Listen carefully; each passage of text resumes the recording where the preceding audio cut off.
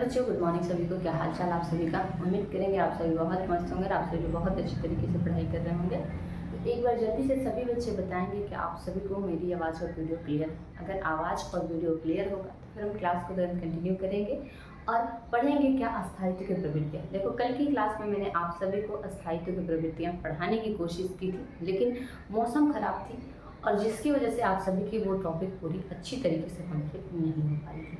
तो इसलिए हम आज बात करेंगे उसी टॉपिक पे, ताकि आप सभी को क्लियर हो पाए अच्छे तरीके से।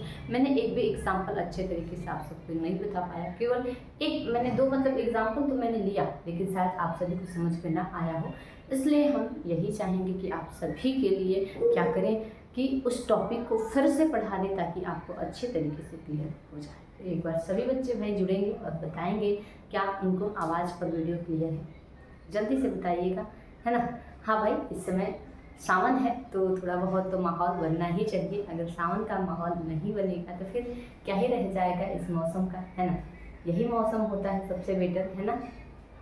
हाँ, लेकिन उतना भी बरसात नहीं होना चाहिए, नहीं तो बहुत अच्छी फीलिंग नहीं आती है। हल्की हल्की बारिश अच्छी लगती है ना। चलो, बहुत बढ़िया है। सभी को वेरी वेरी गुड मॉर्निंग। तो एक बार सभी बच्चे भाई बता दीजिए क्या कि आवाज़ और वीडियो क्लियर है ना। चलो, अगर सब कुछ क्लियर है भाई तो फिर हम क्लास को तुरंत स्टार्ट कर लेते हैं। ये क्लास 12th का है ना, केमिस्ट्री का। और चैप्टर कौन सा चल रहा है? चैप्टर चल रहा है डी एंड एफ ब्लॉक। क्या चल रहा है? तो डी एंड एफ ब्लॉक। और इसमें जो टॉपिक चलेगा वो क्या चलेगा? स्थायित्व। क्या चलेगा? तो स्थायित्व, जिसको हम स्टेबिलिटी कहते हैं, स्टेबिलिटी कहते हैं, है ना। क्या कहते हैं? स्टेबिलिटी कहते हैं। और इसी को हिंदी में हम क्या कहते हैं? अस्थायित्व कहते हैं। अस्थायित्व,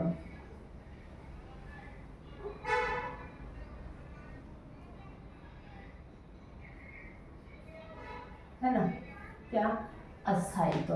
तो इसके बारे में ही हम बात करेंगे। मैंने कल बताया था कि डी ब्लॉक के जो तत्व हैं, यानी 3D श्रेणी के जो तत्व हैं, उनके अस्थायित्व के गुण की बात हम करेंगे। तो एक बार बताइएगा क्या जो मैंने लिखा वो क्लियर आप सबको दिखाई दे रहा है? हाँ, क्लियर है, बहुत बढ़िया है। जब क्लियर है तो फिर कोई प्रॉब्लम नहीं है। हमें क्या करना है? केवल आप सभी को पढ़ाना है ना। हाँ, क्या है? तो आप सभी के लिए स्टेबिलिटी की जो शर्त है वो कई सारी हैं और किसके आधार पर हैं, तो मैंने आपसे बताया था इलेक्ट्रॉनिक विन्यास के आधार पर। तो क्या लिखेंगे कि डी ब्लॉक के तत्वों की, है ना, क्या डी ब्लॉक के तत्वों की या फिर डी ब्लॉक के धातु आयनों की अस्थायित्व की शर्तें क्या है? निम्न है। वो शर्त निम्न क्या क्या है? तो आपका जो डी है उसमें 0 इलेक्ट्रॉन होने चाहिए, डी में 5 इलेक्ट्रॉन होने चाहिए, डी में कितने इलेक्ट्रॉन होने चाहिए? तो 10 इलेक्ट्रॉन होने चाहिए। तो लिखिएगा क्या? डी ब्लॉक के धातु, डी ब्लॉक के धातु आयनों, डी ब्लॉक के धातु आयनों की क्या? डी ब्लॉक के धातु आयनों की अस्थायित्वता के लिए, ये भी नहीं चल रहा है ना, ये चलेगा शायद। अस्थायित्वता के लिए निम्न शर्तें हैं, निम्न शर्तें हैं। शर्तें यही याद रखना है और इसी के अनुसार आप स्टेबिलिटी बता पाएंगे। शर्त क्या है? इलेक्ट्रॉनिक विन्यास के आधार पर, है ना। क्या? इलेक्ट्रॉनिक विन्यास के आधार पर, विन्यास के आधार पर, है ना। क्या? पहला होना चाहिए क्या चीज? तो डी में, है ना, यानी कि S0 और D0 होगा तब, S0 और D5 होगा तब, या फिर S0 D10 होगा तब ये तीनों पर क्या होगा? ये अस्थाई होगा, है ना। क्या होगा? तो अस्थाई होगा। एक चीज़ और है, नोट करके लिखिएगा क्या, ये चीज़ मैं कल की क्लास में नहीं ले पाई थी। ये चीज़ क्या है? जो क्रोमियम है ना, वैसे भी आप जानते हो इलेक्ट्रॉनिक कॉन्फ़िगरेशन में क्या है? ये अपवाद है। उसी प्रकार से ये अस्थायित्व में भी क्या है? तो अपवाद है। क्या? ये क्रोमियम जो है वो किस पर अस्थायी होता है? तो क्रोमियम S0 D3 पर अस्थायी होता है, बहुत अच्छे तरीके से याद रखना, है ना। क्या बहुत अच्छे तरीके से याद रखना, क्योंकि ये जो याद नहीं रखोगे तो फिर बहुत गलतियाँ होगी आपके अंदर, है ना, बहुत गलतियाँ होगी आपके क्वेश्चन के अंदर। ओके, हाँ, तो ये देखो ये क्रम होगा कि जब आपके पास S0 और D में 0 इलेक्ट्रॉन होंगे तब वो अस्थायी होगा, या फिर S0 D5 इलेक्ट्रॉन होंगे तब वो क्या होगा, अस्थायी होगा, या फिर S0 D10 अस्थायी होगा तभी वो क्या होगा, तो अस्थायी होगा। ओके, हाँ, तो इस प्रकार से क्रोमियम एसिड D3 पर क्या होता है, तो अस्थायी होता है। क्या होता है, तो अस्थायी होता है। अभी क्लियर हुआ सभी को? हाँ, अगर क्लियर हो गया है तो इस चीज़ को नोट करिएगा। फिर हम आप सभी को क्या करते हैं कि एक एग्जाम्पल देते हैं और एग्जाम्पल के माध्यम से हम इसको समझाएंगे, है ना। जल्दी से नोट करिएगा।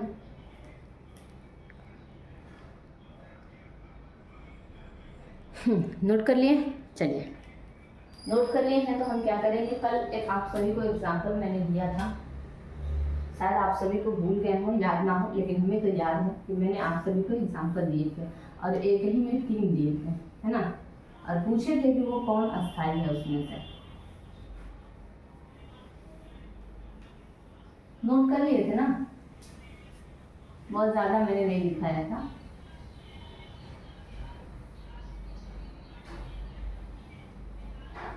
क्या, जैसे मैंने कहा था क्या कि निम्न में से कौन सा आयन अस्थायी है, क्या मैंने कहा था कि निम्न में से कौन सा आयन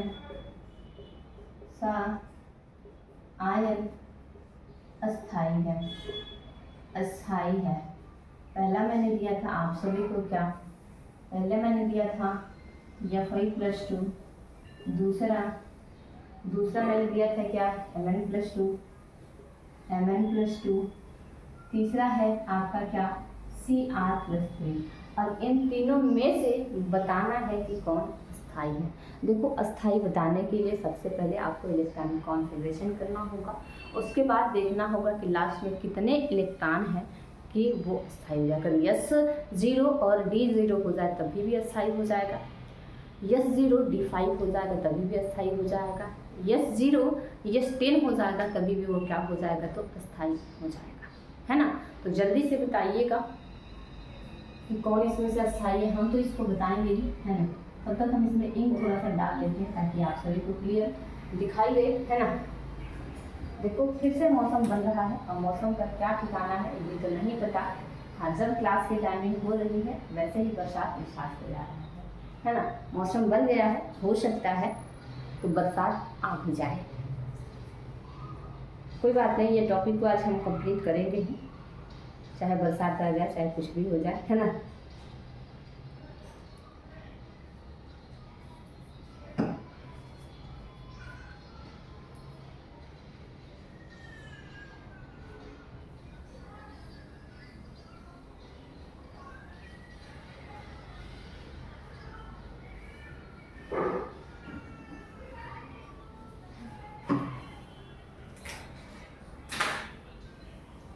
चलो, तो क्या आप सभी लोगों ने लिखा इसको और बताया क्या?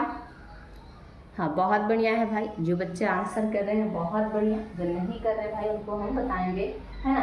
तो सबसे पहले हम क्या करेंगे, Fi के लिए करेंगे। किसके लिए, तो Fi के लिए करेंगे। अच्छा भाई, मैं चलेंगे नहीं क्या?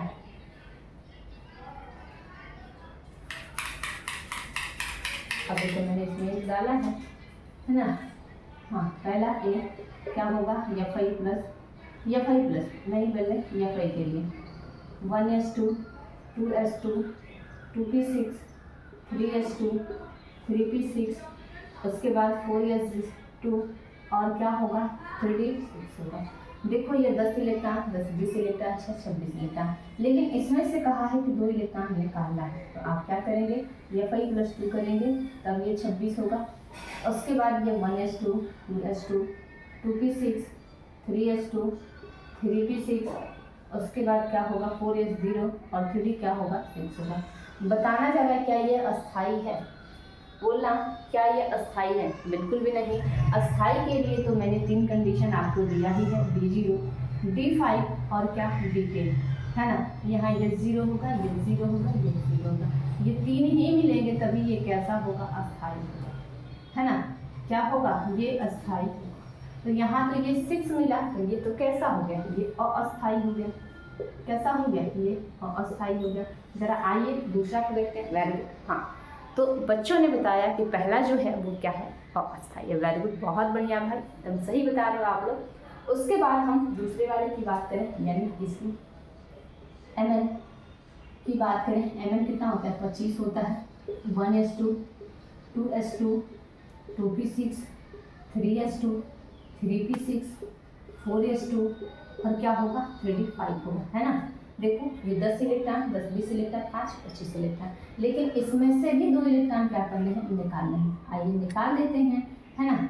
+2 इलेक्ट्रॉन को निकाल देते हैं, तब क्या होता है, 1s2, 2s2, 2p6, 3s2, 3p6, 4s0 और क्या होगा, 35 होगा। देखो यहाँ से आपको कुछ दिख रहा है, S0D5, S0D5, यहाँ भी दिख रहा है S0D5, यानी कि ये कैसा है, तो अस्थाई। अच्छा, एक अस्थाई तो मिल गया, बाकी और देखें क्या कोई और है जो अस्थाई है, कोई और है, यानी कि ये तीसरा भी तो बचा हुआ है, क्या ये अस्थाई है या फिर नहीं है, इसको भी तो देखना है। हाँ, तो 2 को तो मैंने बता दिया, तीसरा क्या करना है, तीसरा भी बताना है। अच्छा बताइएगा, नीचे आप सभी को क्लियर दिख रहा है, एक बार हम देख लेते हैं, है ना।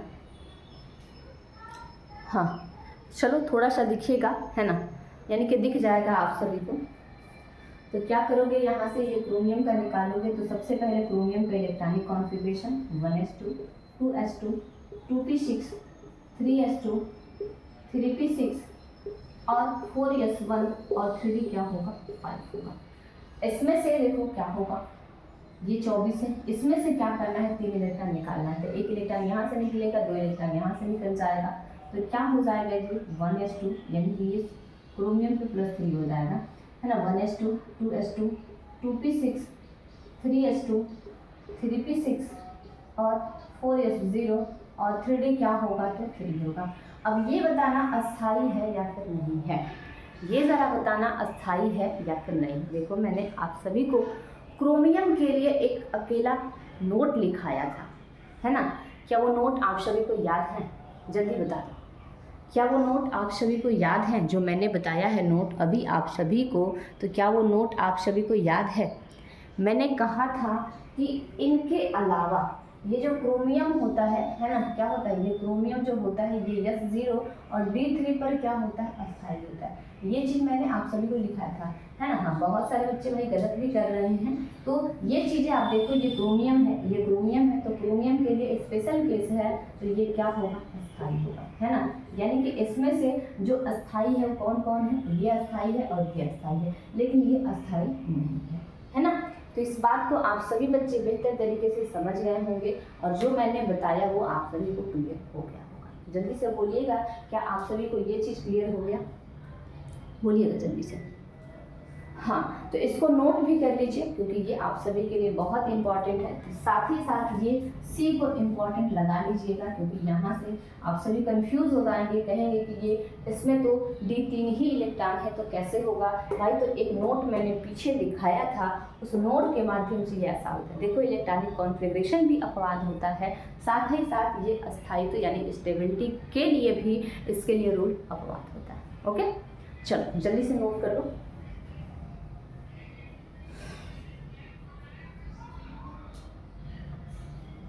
अच्छा, ये अस्थाई नहीं दिख रहा था,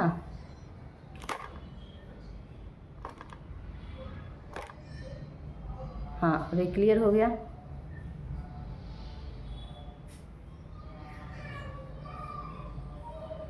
चलो मिटाएं इसको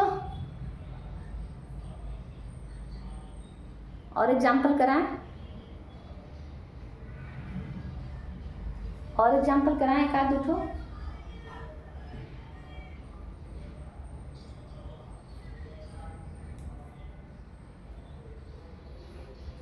एक आध और एग्जाम्पल करा दे।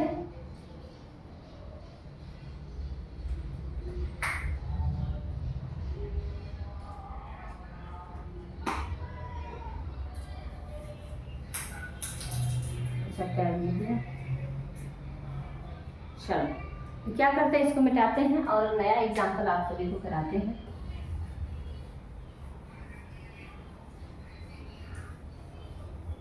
गणना भी शुरू हो गया है भगवान जी।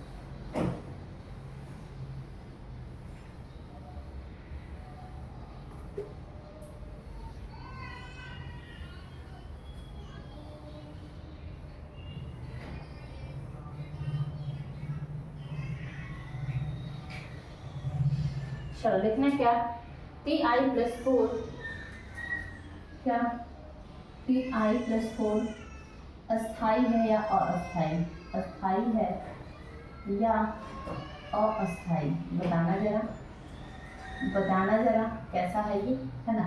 क्योंकि मैंने तो आप सभी को बताया है इलेक्ट्रॉनिक कॉन्फ़िगरेशन करने के बाद ये चीज़ मिला लेना है, अगर मिल जाता है तो अस्थाई है, अगर नहीं मिलता है तो क्या है, अस्थाई है। तो बताओ जरा इसको करके, है ना। हाँ, तो सबसे पहले आपको याद होना चाहिए क्या, टाइटेनियम का परमाणु क्रमांक, है ना, क्या 1s2 2s2 2p6 3s2 3p6 4s2 और क्या होगा 3d2 होगा ना। ये 10 20 और 2 22 इलेक्ट्रॉन, लेकिन इसमें से 4 इलेक्ट्रॉन निकालना है, क्या है ये Ti पर +4 करना है और ये 22 होगा, तो 1s2 2s2 2p6 3s2 और क्या होगा ये 3p6 4s0 और क्या होगा 3d0 होगा। देखो अब तो ये कंडीशन जो था ये तो पालन नहीं हुआ, है ना, ये तो जो कंडीशन था वो पालन नहीं हुआ, कि हो गया, हो गया, वेरी गुड, बहुत बढ़िया भाई। यहाँ पहला दिख रहा है क्या, यहाँ भी है, यहाँ भी है, तो ये कैसा है, ये अस्थाई है। बस आपको यही मिलाना है, लास्ट में ले जाके क्या करना है, ये चीज़ें तीनों में से मिला लेना है। अगर क्रोमियम है तो अकेला ये मिलाना है, अगर मिला लेते हैं मिल जाता है तो अस्थाई है, अगर नहीं मिलता है तब कैसा है, वो अस्थाई है। क्लियर है ना सभी को, हाँ अस्थाई है, वेरी गुड, बहुत बढ़िया है भाई। तो इस प्रकार से आप सभी बच्चे बहुत अच्छे तरीके से निकाल ले रहे हैं, बहुत बढ़िया है, गुड, एकदम सही बात है ना।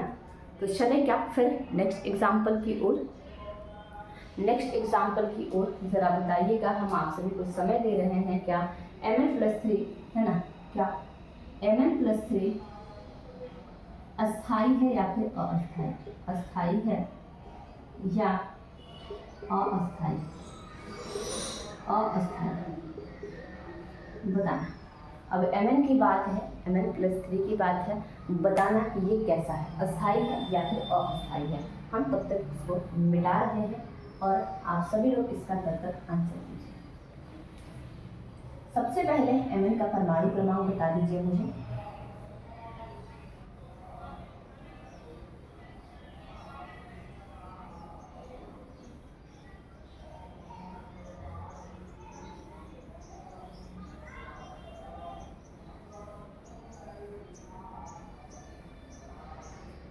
सबसे पहले Mn का परमाणु क्रमांक बता दीजिए क्या होगा, है ना, वेरी गुड, 25 होगा, क्या बात है।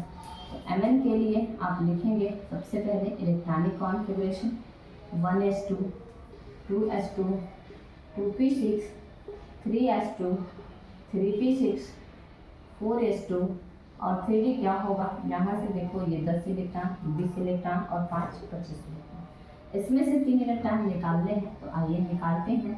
Mn3 प्लस करते हैं और ये 25 करते हैं, है ना। ये 1s2 2s2 2p6 3s2 3p6 4s0 और क्या होगा 3d4 होगा। ज़रा बताना क्या ये अस्थाई है। देखो ये कंडीशन आपका क्या कहीं इसमें दिया हुआ है, क्या ये अस्थाई है, जल्दी बताओ, जल्दी से बताओ, क्या ये अस्थाई है, क्या जो कंडीशन है वो फिल हो रहा है।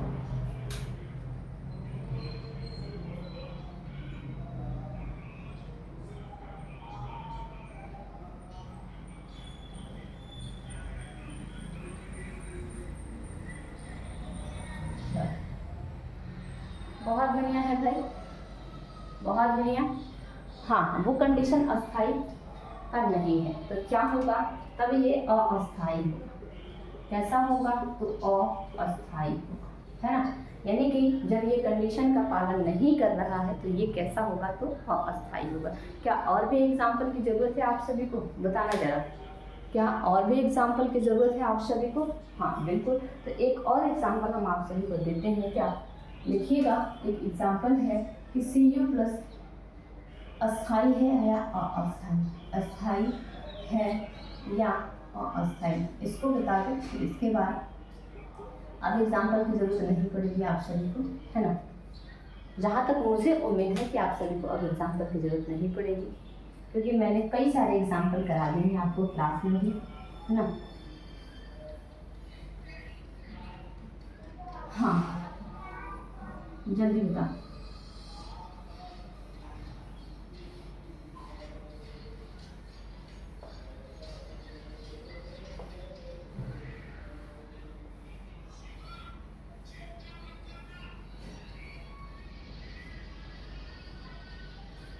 चलो बहुत बढ़िया है भाई।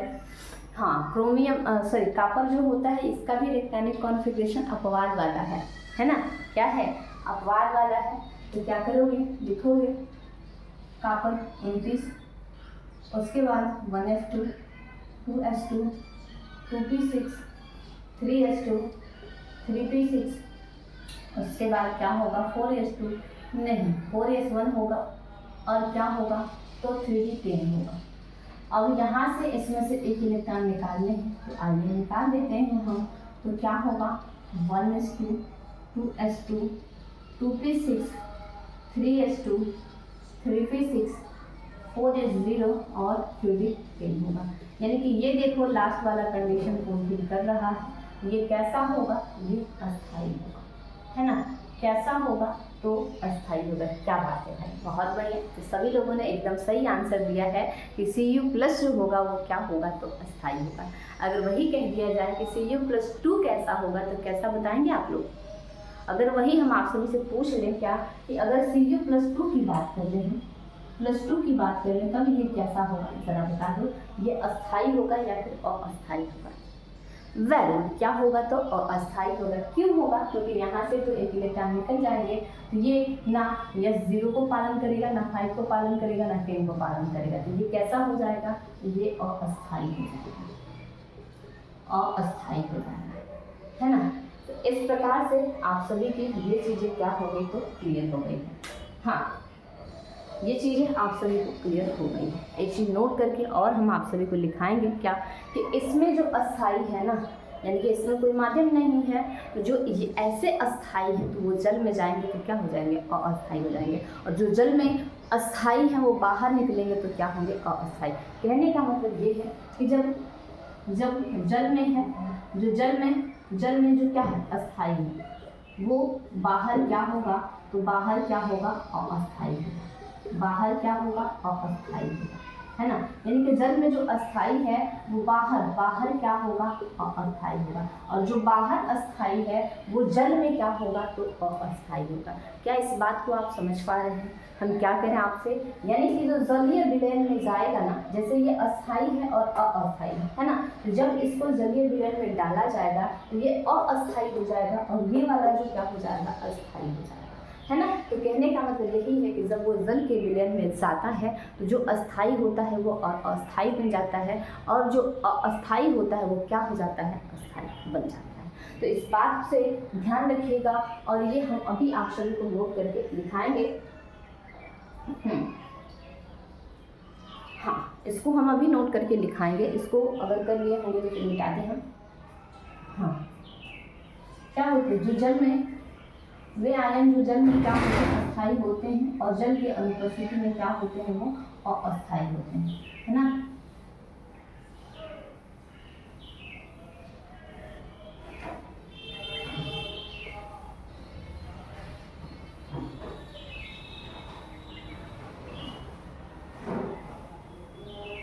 लिखेंगे क्या कि जल में वे आयन अधिक अस्थाई हो सकते हैं, नोट करके जल में जल में वे आयन अस्थाई हो सकते हैं जो जल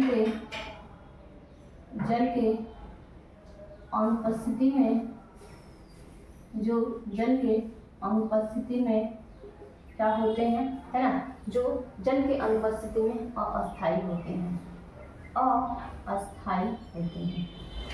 यानी कि क्या होंगे ये, तो इसमें जो दिया हुआ होगा, अगर जल में रहेगा, मैंने लिखा है कि जल में वे आयन अस्थाई हो सकते हैं, यानी कि हो सकते हैं जो क्या होंगे, जल के अनुपस्थिति में अस्थाई होंगे। जैसे कि कॉपर +2 था, अगर कॉपर +2 था तो वो कॉपर +2 क्या था, पहले बाहर यानी जल नहीं था तो क्या था, अस्थाई था, लेकिन जैसे उसको अब जल में डाला जाएगा तो वो क्या हो जाएगा, अस्थाई हो जाएगा, है ना। यही बातें थी और यही बातें हम आप सभी को समझाने की कोशिश कर रहे थे। ओके, हाँ, कारण क्या है,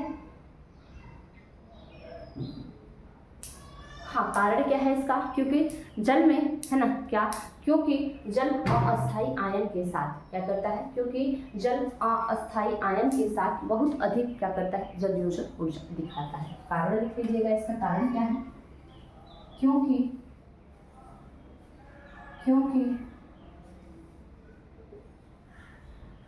जल, है ना, क्या है, क्योंकि जल अस्थाई आयन के साथ अस्थाई आयन के साथ अधिक जलयोजन ऊर्जा दिखाता है ना। कारण यही है कि वो क्या करता है, तो जलयोजन ऊर्जा यानी कि जल में जो मिलने की क्षमता है वो क्या हो जाती है, तो अधिक हो जाती है। इसी के कारण ये क्या करता है, तो ऐसा कुछ दिखाता है। ओके, चलो तो जल्दी से नोट कर लो।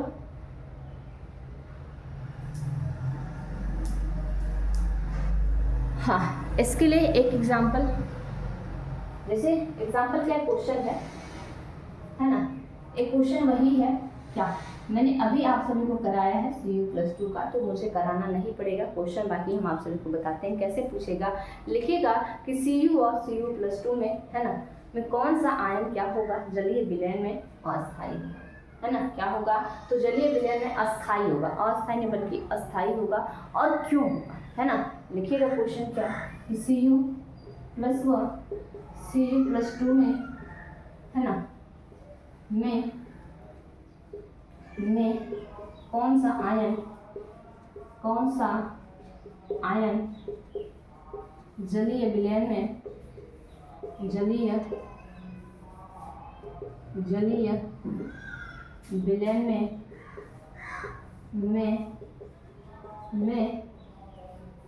में क्या अस्थाई है, और वह क्यों,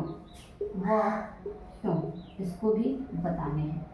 तो आप लोग क्या करेंगे, इसका आंसर कमेंट बॉक्स में लिखेंगे।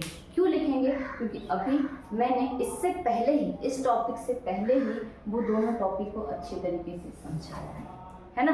क्या किया है, अच्छे तरीके से समझाया है। तो एक में डी में 10 इलेक्ट्रॉन हो जाते हैं जिससे वो अस्थाई हो जाता है, और एक में डी में 9 इलेक्ट्रॉन रहते हैं इसलिए वो क्या होता है, अस्थाई होता है। तो और ये मैंने बताया ही है कि जल की उपस्थिति में जो रहेगा, है ना, अगर अस्थाई तो वो क्या होगा, जल के अनुपस्थिति में वो अस्थाई होगा, है ना। तो इस बात को आप सभी बच्चे जानते हैं। तो क्या इसका आंसर कमेंट बॉक्स में लिखेंगे, बताइएगा, क्या इसका आंसर कमेंट बॉक्स में लिखेंगे, जल्दी से बोलिएगा, क्या इसका आंसर कमेंट बॉक्स में लिखेंगे।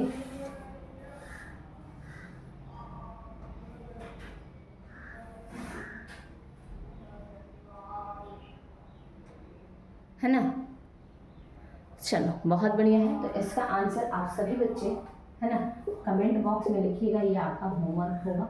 और अच्छे तरीके से भाई सभी लोग आंसर कर दिया करिए, क्योंकि देखो आप सभी का एक डिसिप्लिन होना बहुत जरूरी है। अगर आप डिसिप्लिन में नहीं रहोगे तो फिर आपको ही प्रॉब्लम होगी। अगर रोज़ डे बाय डे अपना काम पूरा नहीं करोगे तो फिर आपको एक दिन बोझ लगेगा। तो बेटर यही होगा कि आप समय से अपना काम ख़त्म कर लिया करें और समय से पढ़ाई किया करें। ओके, चलो बहुत बढ़िया है। तो सभी को thank you so much, bye bye, take care सभी को। फिर मिलेंगे हम आप सभी से नेक्स्ट क्लास में। नेक्स्ट क्लास इसी चैप्टर के क्या होगा, आक्सीकरण और अपचायक गुण के बारे में, यानी कि आक्सीकारक व अपचायक गुण के बारे में बात करेंगे। तो जरा अगर आपको पता होगा क्या आक्सीकरण अपचयन तो पढ़ लीजिएगा, अगर नहीं पता होगा तो हम आप सभी को बताएंगे कि आक्सीकरण अपचयन क्या होता है। तब उसके बाद जो टॉपिक है आक्सीकारक और अपचायक, उसके बारे में बात करेंगे। ओके, चलो बहुत बढ़िया है। सभी को थैंक यू सो मच। सभी लोग ऐसे ही समय से आते रहिए, क्लास में जुड़ते रहिए और अच्छे तरीके से कंटेंट जो प्रोवाइड किए जा रहे हैं उसको बेहतर तरीके से नोट्स बनाया करिए। ओके, चलो सभी को thank you so much, bye bye, take care.